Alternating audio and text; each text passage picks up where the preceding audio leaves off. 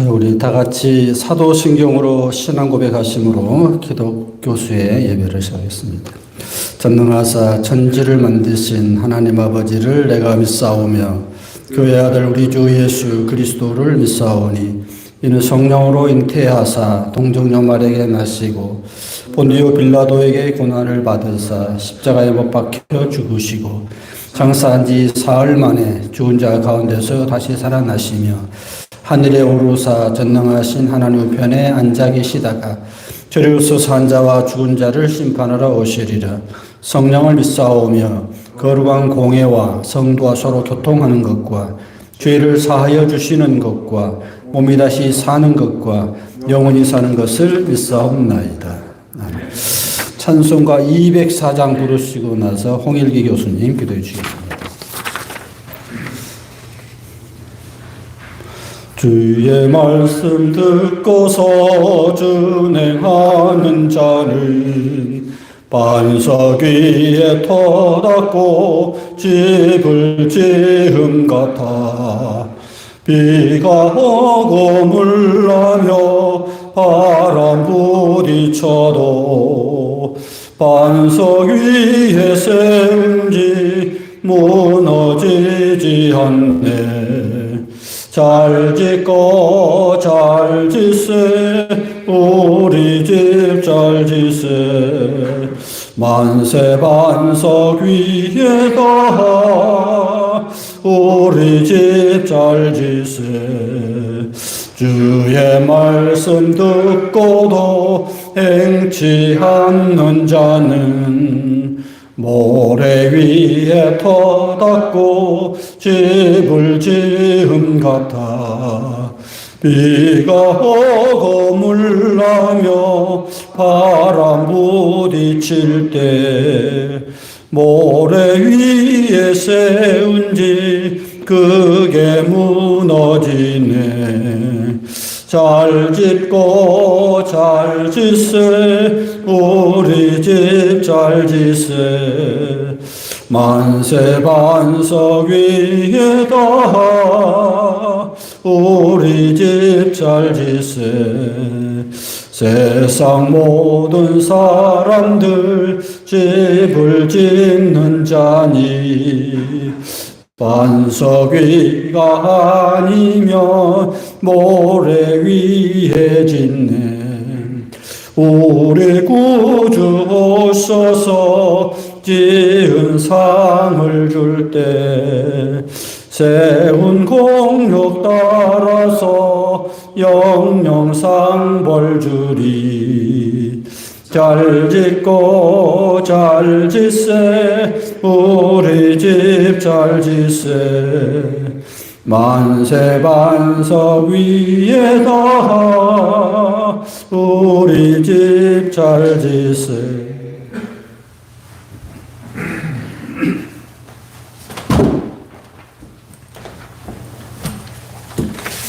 기도하겠습니다. 거룩하신 하나님 아버지, 저희를 예수님의 십자가와 부활로 구원하시고 하나님의 자녀되게 하신 큰 은혜를 감사드립니다. 특별히 경희의료원으로 불러주셔서 환자들과 직원들과 학생들을 섬기는 도구로 사용하여 주셔서 감사합니다. 주님의 부르심에 순종하여서 맡겨주신 기독인 교수의 직분을 충성스럽게 감당하게 해주시기를 간절히 기도합니다. 병들어 어려움 겪고 있는 경희의료원의 환자분들이 주님의 손길로 나음받고 주님을 소망하며 살게 하여 주십시오. 귀하신 박동욱 목사님께 성령의 지혜를 주셔서 하나님의 말씀을 잘 풀어 전하시도록 도와주시고 저희 눈을 밝혀주셔서 말씀의 의미를 깊이 깨닫도록 도와주십시오. 오늘 예배를 통하여 함께 하시는 하나님을 만나고 하나님이 원하시는 것이 무엇인가 깨닫고 삶 속에 드러내기를 소원합니다. 예수님 이름으로 기도합니다. 아멘.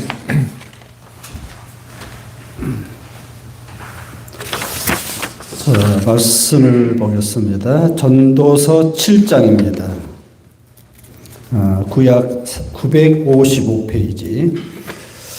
전도서 7장 4절, 5절 우리 한 절씩 교독하겠습니다. 지혜자의 말씀은 초상집에 있으되 우매한 자의 마음은 혼인집에 있느니라. 지혜로운 사람의 책망은 음성을 듣는 것이 우매한 자들의 노래를 듣는 것보다 나으니라. 아멘. 우리 전도서를 계속 강의하면서 은혜를 나누고 있습니다. 전도서는 이제 성문서, 지혜문학, 시문학이라고 하고 그렇게 표현하는 큰 틀에서 보면 구약을 율법, 애언, 이제 크게 율법, 모세오경 앞에 모세오경이 있고 뒤에 애언서가 있잖아요. 대애언서 4개, 소애언서 12개에서 16개 책이 있고 그 중간에 이제 물론 역사서도 있지만 성문서, 지혜문학이 있는데 이제 전도서는 이제 크게 보면은 이제 지혜문학에 속한 책입니다. 그 성경이 다 똑같은 성경이 아니에요. 좀 의아스럽죠? 우리가 법도 그렇지 않아요? 법이라고 다 똑같은 게 아니에요. 법 중에서 법 중에 법은 헌법이죠. 헌법. 최고의, 최상의 가장 권위 있는 법. 그 다음에 이제 법률, 시행령, 이렇게 나가잖아요. 이렇게. 그런 것처럼 성경도 비중이 좀 달라요. 그러니까 성경이라고 다 똑같은 그 비중이 있는 게 아니에요. 가장 이제 그러니까 신약과 구약에서 가장 비중이 있는 헌법과 같은 그런 비중의 높은 레벨의 책은 구약은 율법서, 모세오경, 신약은 복음서 이렇게 돼요. 그러니까 제일 앞에 있잖아요. 제일 앞에서 가장 핵심이고 계란으로 말하면 노란자 같이 가장 핵심. 거기에서 모든 게 파생돼 나오는 거예요. 이제. 그러니까 모든 법도 헌법의 정신으로 거기에 조촉되지 않도록 하위법으로 나오잖아요. 그러니까 그런 점에서 보면은 율법서는 가장 핵심인 중심 하나님의 말씀이고 애언은 좀 이제 그 말씀의 어떤 원리적인 것이 현실 속에서 약간의 이제 그 갈등이 있죠. 그러니까 무슨 말이냐면 법이라는 것은 이상이에요, 사실. 이상. 이렇게 했으면 좋겠다는 최고의 어떤 그 이상향. 플라톤 철학으로 말하면 어떤 이데아 같은 거예요.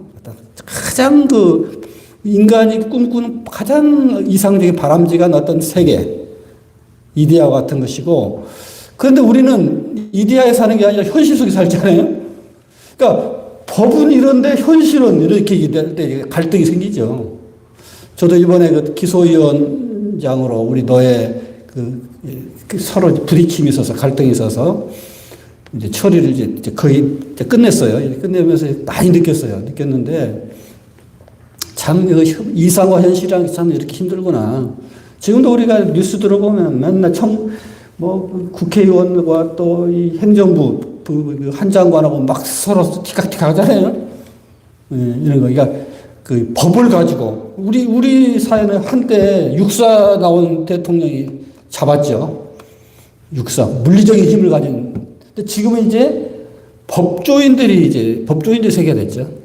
법조인들 법대 나온 사람들이 이제 장악해요. 그러니까 사회 발전 단계인 것 같아요. 발전 단계인데 그러니까 법이라는 것은 이렇게 어떤 이상적인 거죠. 이상적인 어떤 세계를 말하는데 그 법에 의해서 현실의 어떤 갈등을 아무튼 정리를 하는 거죠.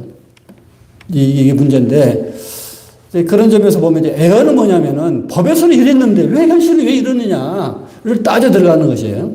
그러니까 애언자들이 우리가 이제 율법 그래 좋아 율법대로 살아야지. 근데 그 율법대로 세상이 돌아가지 않는데 왜 그러지? 왜 그래야 돼? 하면서 이제 이 의문을 제기하는 마치 이제 언론계나 학계 또는 종교계에서 정치인들을 바라볼 때 헌법이 이런데 왜 당신들은 그렇게 통치하시오? 이러는 거. 이렇게 이제 뭐가 이렇게 따지는 거잖아요. 이렇게 뭔가.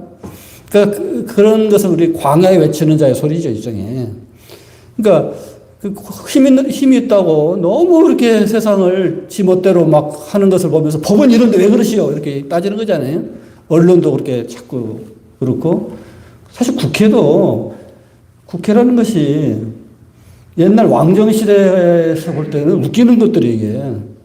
내 나라 지임이 국가인데 왜 내가 뭐야? 그렇게 하는 거잖아요. 근데 국민들이 이제 의식이 깨이고 또 이제 그 상공인들이 산업혁명을 통해서 부도 마주 축적하고 또 대학에서 배운 것도 있고 그런 사람들이 왕을 볼 때 너무 어이가 없는 거잖아요. 그래서 국민의 대표가 모여서 국회가 되고 그 국회가 행정부를 법을 가지고 조절하는 법치주의 국가가 되는 거잖아요. 그런 점에서 보면은 법이 참 정말 중요하고 법을 만드는 국회라는 것이 정말 중요한 거예요, 사실은. 이론적으로 보면. 그래서 이제 애언서는 마치 그런 느낌이에요.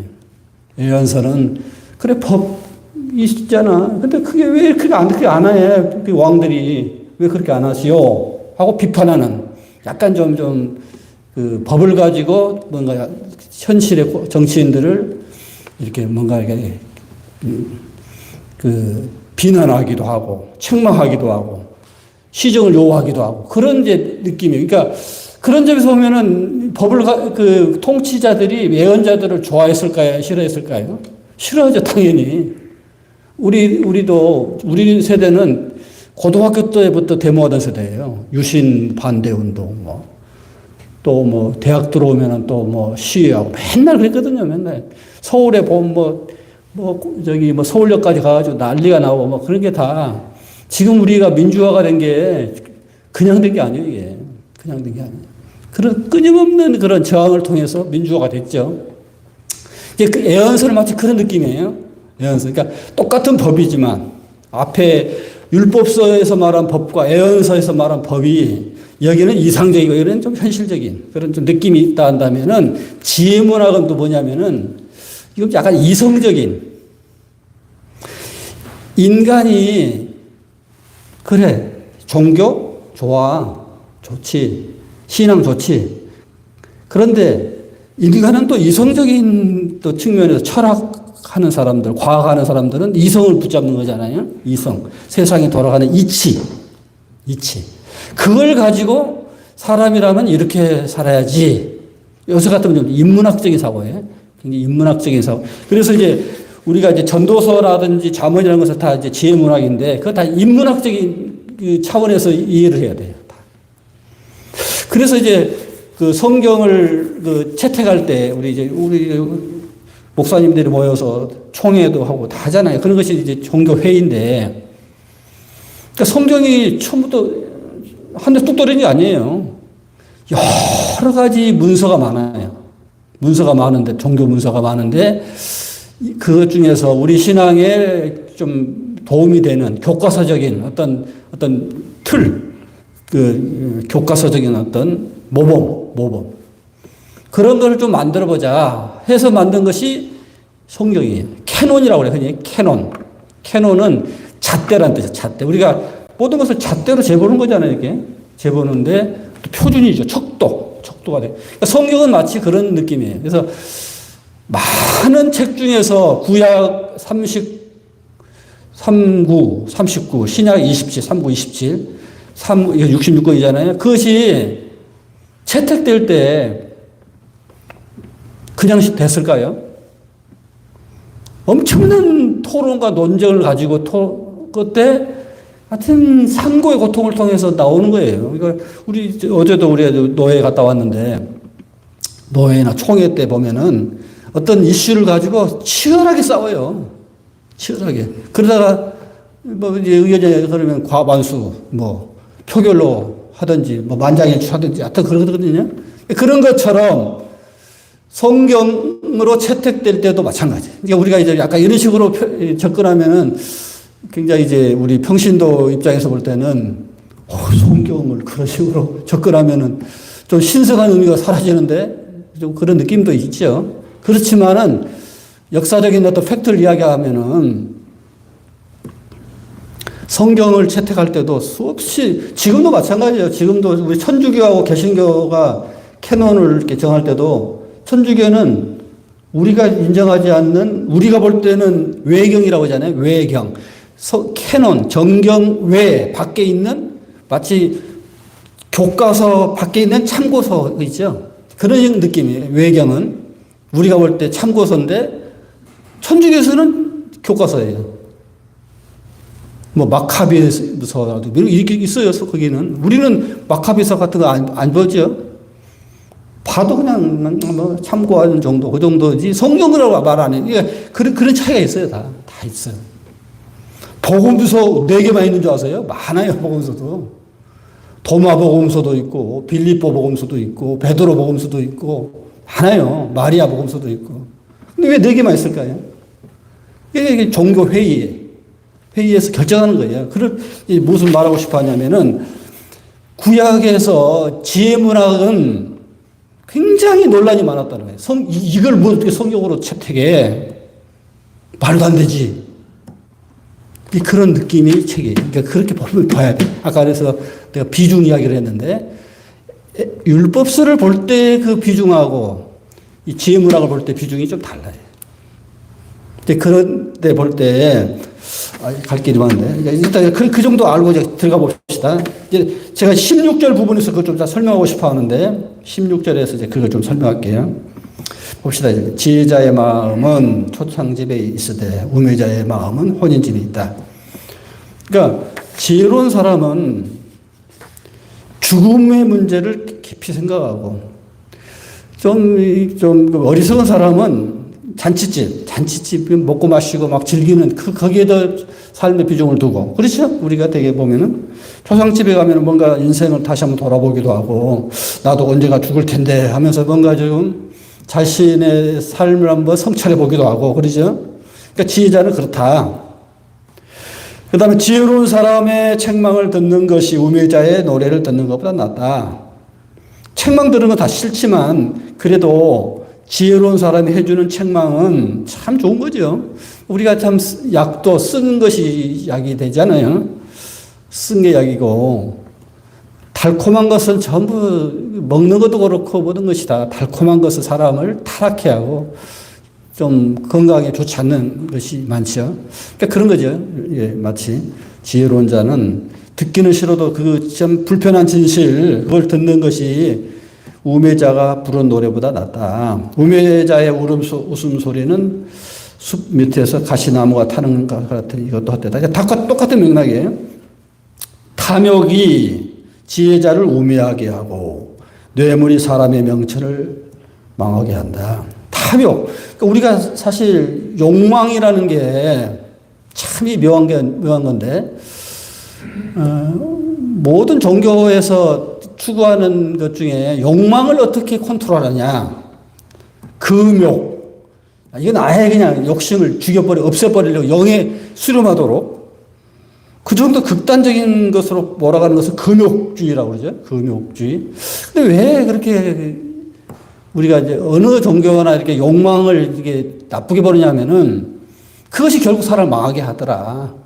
우리 성경이 말하면 욕심이 잉태한 즉 죄를 낳고 죄가 장사한 즉 사망을 낳는다. 우리가 행복이라는 게 욕망이 충족되는 것에 필요하고 욕망에 반비례하죠. 그러면 그 말은 욕망을 제로에 가깝게 하면 할수록 행복은 극대화되지요. 그러니까 우리가 현실적으로 욕망을 충족시키는 것은 한계가 있죠. 그러면 분모 이쪽을 제로에 가깝게 하면 극대화되죠. 그러니까 이제 마치 이제 그래요. 그러니까 욕망을 모든 게 다 욕심 때문에 시작되지 그런 거죠. 근데 또 우리가 이제 냉정해 보면은 생물학에서 욕망이 사람을 모든 것을 움직이는 거거든 사실 또 이게 욕망이 마치 비유로 말하면 자동차의 악셀레터 같은 거죠. 욕망이라는 것이 전혀 욕망이 악셀레터 안 밟으면 막 안 움직이죠. 죽는 거지. 그래서 악셀레터를 밟으면 밟을수록 속도는 빨라지는데 좋죠. 어느 정도는. 그런데 그걸 과욕을 불려서 너무 지나치게 가면은 위험하죠. 여기서 탐욕은 마치 그런 느낌이에요. 그러니까 적절한 절제된 욕망. 욕망 그래 필요해 어느 정도. 그러나 더하면 위험하지 뭐 이런 거. 그러니까 우리가 운전할 때 늘 느끼는 참 딜레마잖아요. 딜레마. 속도를 어느 정도 할 것인가. 속도를 잘 조절할 줄 아는 것이 지혜로운 거죠. 지혜로운 거예요. 그래서 탐욕이라는 것은 너무 지나친 욕망이죠. 지나친 욕망. 위험한 거다. 우매하게 한다. 뇌물이 사람의 명철을 망하게 한다. 뇌물과 선물의 차이는 선물은 고마워서 주는 마음의 표시를 한다면 뇌물은 그 사람의 판단을 흐리게 해서 내 뭔가 뜻을 관철시키려고 하는 나쁜 행위. 공무원들, 정치인들이 제일 여기에 많이 빠지죠. 뇌물에 움직여지는 사회는 후진 사회죠. 선진 사회도 옛날에 다 그랬는데 철저하게 이제 사회가 이제 고도로 발달되면서 투명화되고 제도가 완비되면은 잘못하면 큰일 나지. 이런 것이 이제 그런 것에서 사람이 어느 정도 좀 절제를 하게 되지요. 그러니까 선진국 사람들이 뭐 윤리적이고 뭐 좋아서 그런 게 아니에요. 제도가 아주 치밀하게 된 거예요. 이미 시행착오를 겪어서. 그래서 조금만 해도 투명한 사회에서는 다 발각이 되니까 위험한 짓을 하려고 안 하죠. 될 수 있으면. 그래서 후진 사회일수록 뇌물이 통하고 선진 사회일수록 투명한 사회이기 때문에 뇌물이 안 통하죠. 그런 거니까 사람이 도덕적이고 뭐이고 다 소용없어요. 제도가 발달되면은 투명한 사회가 되면은 그렇게 돼가죠. 일의 끝이 시작보다 낫고 참는 마음이 교만한 마음보다 나았다. 급한 마음으로 노를 바라지 마라. 노는 우매자의 품에 머무른다. 그러니까 우리가 그 분노라는 게 한 성을 빼앗는 것보다 자기를 지키는 것이 어렵다. 그러죠? 그러니까 참 이게 사람이 우리도 늘 자기 자신을 이제 우리 성도들이 살 때 제일 그냥 당혹스러운 것이 욱하게 자기도 모르게 분노가 터져 나올 때 갑자기 순한 사람이 같은데 착한 사람이 원래 더 무섭죠. 원래 참고 눌러있던 것들이 폭발하니까 이게 참 그 도덕적인 사람, 영적인 사람들이 참다가 급하게 터지는 것들이 더 세죠. 더. 왜? 그 에너지가 많기 때문에, 확 눌렀던 에너지가 많기 때문에 그렇죠. 그러니까 항상 우리가 성령으로 거듭나는 것이 결국은 십자가의 자아를 처리하고 자기를 부인하고 자기 십자가 로 나를 따르라. 물과 성령으로 거듭나지 않고는 하늘나라에 갈 수 없다는 말이 다 그런 말이죠. 옛사람, 나의 본성은 늘 분노에 가득 차 있죠. 내 마음속에. 그런 것들을 잘 관리를 해야 한다. 그런 거죠. 옛날이 오늘보다 나으면 어쩜 있냐 하지 마라. 이렇게 묻는 것은 지혜가 아니다. 지혜는 유산같이 아름답고, 여기서 유산이라는 것은 선대로부터 아버지, 할아버지로부터 받은 재산이죠. 아름답죠. 유산이 많으면 참 금수저들 좋잖아요. 세상을 좀 편하게 살 수 있고. 마치 그렇다. 지혜라는 것이 유산과 같이 참 아름답다. 햇빛을 보는 자에게 유익이 되도다. 지혜의 그늘 아래 있는 것은 마치 돈의 그늘 아래 있는 것 같지만, 그래, 좋지. 돈 많으면. 지혜로우면 돈이 많은 사람이 살아가는 그 편안함처럼 그렇게 하지만, 그러나, 그런 거예요. 지혜에 관한 지식이 더 유익하면, 그래, 그것보다 더 유익하면 그 지혜가 지혜자를 살리기 때문이다. 그러니까 진리가 너희를 자유케 하리라 예수님이 그러잖아요. 그러니까 우리가 불교에서도 그 탐진치 그러잖아요. 탐욕, 분노, 어리석음 이것이 사람을 망친다 할 때 모르는 것이 참 사람을 죽이죠. 그러니까 깨달음이라는 게 참 중요한데 많이 깨달으면은 어리석게 자꾸 가지 않죠. 아, 저렇게 하면 안 되지. 진리를 많이 알면 우리가 어리석은 그 지뢰를 밟지 않죠. 다 피해갈 수 있죠. 이제 그런 느낌이에요. 하나님께서 행하시는 일을 봐라. 하나님께서 굳게 하시는 것을 누가 능히 굳게 할 수 있느냐. 그러니까 우리가 이제 흔히 계란으로 바위치기 뭐 그런 말도 하고, 그 경제학에서 제일 유명한 말이 시장을 이길 수 없다 그 말이잖아요. 그러니까 대세를 어떻게 할 수 없다. 여기 성경 용어로 하면 하나님이 하시는 것을 사람이 어떻게 할 수 없다. 순천자는 흥하고 역천자는 망한다. 이제 다 똑같은 말이에요. 그러니까 우리가 자연을 이길 수 있어요. 물론 이제 문명이라는 어떤 게 보면 자연을 막 거슬리고 이기려고 하는 것인데 지금 우리가 이제 그런 역습을 받고 있죠, 지금. 코로나나 이런 것이.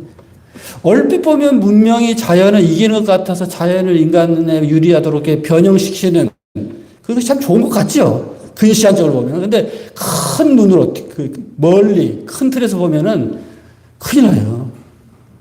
그래서 자연도 돌아가자, 그러고. 자연, 그죠? 스스로 그러하도록 내버려둬. 저도 이제 내 삶의 어떤 철학이라 할까, 그것이 좀 그런 게 있어요. 물처럼 그냥 흐르듯이 자연스럽게 자연이 그러하도록. 이것을 신앙적으로 말하면 하나님의 뜻이 무엇인가를 알고 그 뜻대로 그냥 나를 맡겨드리는, 내맡기는 이런 것, 이런 삶이 필요하다. 하나님이 굽게 한 것을 어떻게 누가 어떻게 할 수 있느냐? 못한다.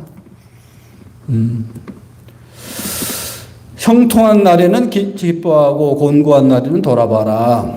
두 가지를 하나님이 병행시켰다. 그러니까 우리가 살다 보면은 좋은 날도 있고 괴로운 날도 있는데 마치 시줄과 날줄처럼 그것이 엮여서 하는 직무를 만드는 것인데 우리가 그거를 잘 받아들여야 돼요. 왜 이렇게 힘든 일만 있느냐? 그렇게 그러면 안 돼요. 힘든 일도 있지만 좋은 일도 있고 다 병행하잖아요. 두 가지. 하나님이 두 가지. 그러니까 두 가지가 늘 왔다 갔다 하기 때문에 사람은 능히 그 장래를 헤아려 알지 못한다. 우리 인간의 삶이라는 것이 모호하잖아요. 우리 앞이 모호하지 항상 이렇게. 뭔가 안개 속에서 보는 것처럼. 우리 미래가 지금도 세계 경제가 어떻게 튈까 참 모호하죠. 우리 국가가 어떻게 갈까 모호하죠. 지금 미국과 중국이 참 붙었는데 30년 동안 좋았었잖아요. 같이 차이나 아메리카라고 해서 좋은 시절을 우리가 보낸 거예요. 그때는 중국이 그렇게 크지 않으니까 미국이 경계심도 없었고 같이 가는 게 좋았는데 근데 중국이 너무 컸어요. 지금 너무 크니까 이제 좀 더 가면 안 되겠네. 위험하네 이거. 저거 자꾸 커지네. 그래서 미국이 일본을 한번 제거시키고 소련을 제거시키고 다음에 이제 중국이에요 지금. 그러니까 위험수에 온 거예요. 이제 손 좀 봐야겠다. 지금 그 시점이 왔어요. 그러니까 굉장히 이제 앞으로의 삶이라는 게 쉽지 않을 거예요. 앞으로 경제적인 것도 모든 면에서 쉽지 않을 거예요. 내 허무한 날에 사는 동안에 내가 모든 일을 살펴보았더니 자기의 의로움으로에도 불구하고 멸망하는 의인이 있고 여기서부터 이제 아까 내가 지혜문학에서 말한 그 정통 신학자들이 볼 때 굉장히 위험한 발언들이 여기서부터 나와요. 그러니까 아까 그랬죠. 내가 성경을 채택할 때에 그래 율법서 이건 아주 이건 진짜 성경이지. 그 다음에 애언서 그때는 위험한 것이었기 때문에 지하문학이었어요. 그런데 역사가 나중에 흘러가 보니까 애언자들이 맞았네. 그래 이거 성경은 채택해도 되겠어. 당시에는 위험한 문서였지만은 후대의 역사가 예언자들의 말이 옳다는 것이 검증이 됐기 때문에 애언서도 들어와서 성경으로. 그런데 문제는 이 지혜문학이에요. 이런 15절, 16절 말투. 이런 말투를 정통 신학자들이 볼 때 굉장히 위험한 발언들이거든요.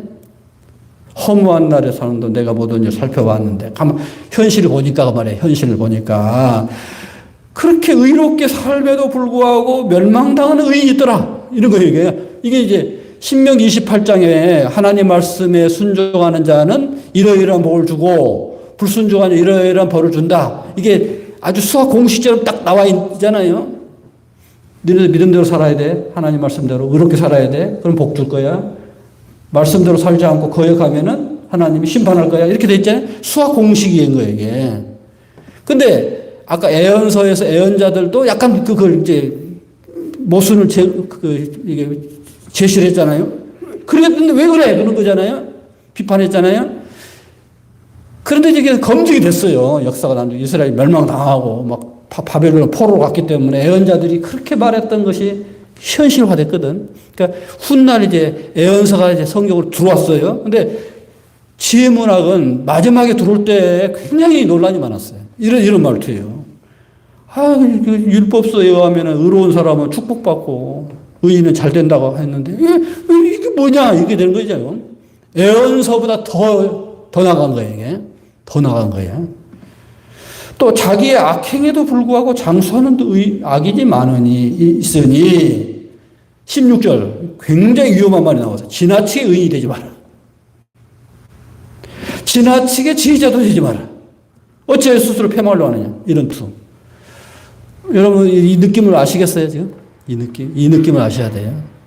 지금도 마찬가지죠. 우리 성도들이 끊임없이 목사님들이 설교 시간에 하나님 말씀대로 순종한 살면은 영육 안에 복 받습니다.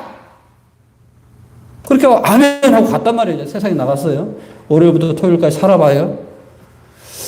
근데 그렇게 믿음대로 살고 의롭게 살려고 노력하고 어찌든지 말씀대로 살아가려고 하는데 늘 사람들이 저 예수쟁이들 저거 순진해가지고 세상이 그렇게 만에 그렇게 착해 빠져가지고 뭐가 돼? 이게 현실이죠. 이게 현실이단 말이에요. 그러니까 우리 성도들이 이론과 현실 속에서 이상과 현실 속에서 그 갈등을 하는 거잖아요. 근데 여기는 아주 정확하게 불편하지만 진실을 이야기하는 거예요. 그러니까 우리가 이런 대목을 볼 때에 저런 설교를 한 저도 굉장히 우리 교단에서 나를 볼 때 저 목사 좀 넘어갔네.